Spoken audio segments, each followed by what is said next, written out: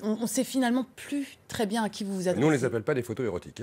On les appelle des photos de captation, d'une certaine manière, d'une forme de puissance du blanc. Vous avez vu quand ce pressement de seins, par exemple, devant sa femme et ses enfants occidentaux, vous avez un colon qui presse les seins de l'autre. Ce n'est pas des photos érotiques. C'est des photographies de la domination coloniale. C'est un safari sexuel. Si vous ne montrez pas les images, c'est inexplicable. Qu'est-ce qui crée l'émotion aujourd'hui? C'est le fait qu'il y a 1 400 000 signes et 97 auteurs qui aient travaillé, ou c'est le fait qu'on ait montré, et pas tout? Vous dites qu'on a montré tout. Toutes les images de pédophilie, toutes les images inacceptables ne sont même pas montrées parce que c'est inconcevable de les montrer. Et nous ne les montrons pas n'importe où. Je refuse qu'elles soient sur Pinterest. Je refuse qu'elles soient diffusées sans explication. Elles sont contextualisées, expliquées, datées. Et surtout, on dit qui les a vues. Je vous rappelle qu'à l'époque, un jeune enfant de 8-9 ans pouvait recevoir la carte postale du père qui était aux colonies, où il y avait une femme nue parce que ce n'était pas dans une enveloppe. C'était au vu aux yeux de tout le monde. Et si on veut arriver à comprendre comment, à l'époque, à travers ces images, on a légitimé le droit de posséder le corps de l'autre, il faut montrer les images. Je me rappelle d'un livre qui avait été majeur aux États-Unis qui s'appelait Without Lynching, qui est sorti en 2000, qui montrait le lynchage aux États-Unis. C'est des images terribles. Plein de gens n'ont même pas pu ouvrir ce livre. 10 ans plus tard, c'était une exposition à Arles qui démontrait que le lynchage aux États-Unis n'était pas une exception de la société américaine, que c'était au cœur de la société américaine que les gens venaient au lynchage, venaient s'amuser et pique-niquer. Et bien là, c'est la même chose. Comprendre qu'en 6 siècles, on a fabriqué une matrice qui a légitimé la domination masculine dans les espaces ultramarins.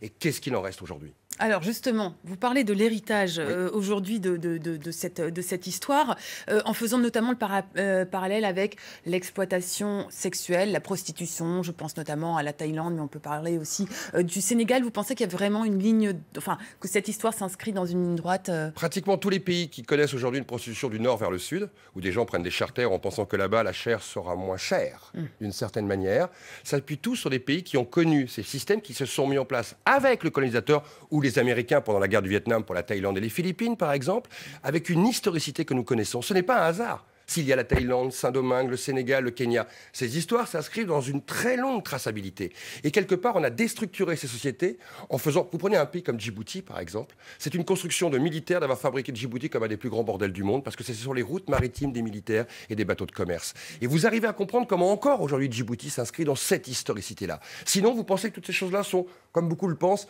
oui, mais dans ces sociétés-là, c'est un peu différent. Vous savez, c'est comme les gens qui vous expliquent que Gauguin, c'est normal.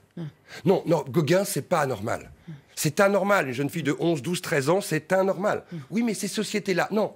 C'est nous qui pensons que l'excuse pourrait venir de ces sociétés-là. Non, tous ces bordels, tous ces systèmes ont une histoire. Mais comme c'est un sujet qui est extrêmement dérangeant, on préfère ne pas le voir, ne pas en parler, ne pas justement essayer d'expliquer ce qui fait encore cette matrice de domination et de captation sexuelle dans les pays du Sud. Alors je vous laisserai faire effectivement ce parallèle avec Gauguin. Un des thèmes abordés aussi dans le livre, c'est le métissage. Oui, parce que finalement, de ces unions... temporelles, ou enfin de courte durée ou plus longues, sont nés aussi des enfants. Comment, au cours de l'histoire, ces enfants ont été acceptés, vus, traités? L'histoire du métissage est par définition une histoire non imaginée au préalable. C'est-à-dire jamais les colonisateurs ont imaginé qu'un jour ils devraient gérer le problème des métis. Parce que vous avez à la fois un système de domination raciale qui interdit le métissage, et de l'autre côté une surliberté sexuelle qui, par définition, va faire des enfants. Par définition, ils n'existent pas. Ils sont des anachronismes des empires coloniaux. Que ce soit en Indonésie avec les Hollandais, que ce soit au Sénégal, aux Antilles, prenez l'exemple des mecs qui, en fait, compte, sont les propriétaires de ces enfants pour avoir des esclaves à bas coût, se retrouvent à devoir gérer avant une problématique qu'ils n'avaient pas imaginée, ce que vont revendiquer les métis dans des sociétés où ils n'ont ni la place du colon, ni la place du colonisé. Les métis vont être un peu l'explosion aussi du système. C'est eux qui, d'une certaine manière, vont être les principaux acteurs d'une déconstruction d'un système où ils n'avaient pas de place au début pour la revendiquer. Et en même temps, ce qui est très paradoxal aujourd'hui, dans l'imaginaire de la publicité, par exemple, ou des marques de luxe, c'est les métis qui se dominent en termes d'imaginaire et d'esthétisation, une forme de mondialisation à travers les corps.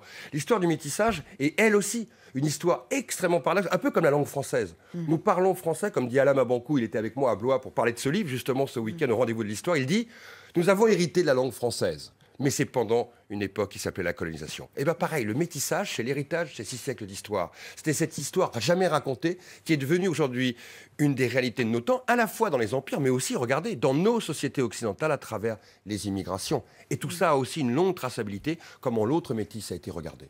Alors, en tout cas, à l'époque, par exemple, 19e siècle, ou enfin, si on se place dans l'histoire un peu plus ancienne, vous dites quand même que vous dites, ou un des auteurs du livre dit, les politiques coloniales vont définir et réguler différemment la sexualité en fonction des besoins impériaux. C'est-à-dire que, par moment, s'il y a des besoins, on les accepte et au contraire, après, on va faire venir, entre guillemets, des femmes blanches pour essayer de tout changer. L'arrivée des femmes blanches, ça change tout. D'abord parce qu'elles-mêmes disent ce n'est plus possible, les gars. Vous ne pouvez pas vivre comme ça avec autant de femmes qui vous entourent avec une totale liberté sexuelle. Il y a la morale occidentale qui arrive. C'est l'époque où les femmes sont corsetées, les corps sont cachés.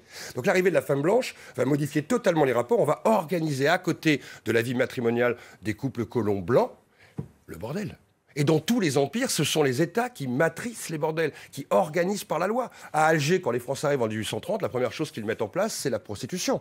La prostitution devient quelque part de structurel, pour l'hygiène notamment, la peur que tous les soldats tombent malades. Donc vous allez découvrir un système qui, à côté du système matrimonial de la venue des femmes blanches, va construire un système de prostitution où, là encore, les corps vont être instrumentalisés par les États coloniaux pour avoir une fonction, en fin de compte, du repos du soldat. Et c'est là où on est tétanisé de la manière dont c'est pensé. Il y a à la fois l'interdit, la hiérarchisation raciale, et en même temps une surtolérance. Pourquoi ? Parce qu'on sait que ces hommes qui partent aux colonies, ils partent là-bas en ayant en tête qu'ils vont avoir cette liberté sexuelle.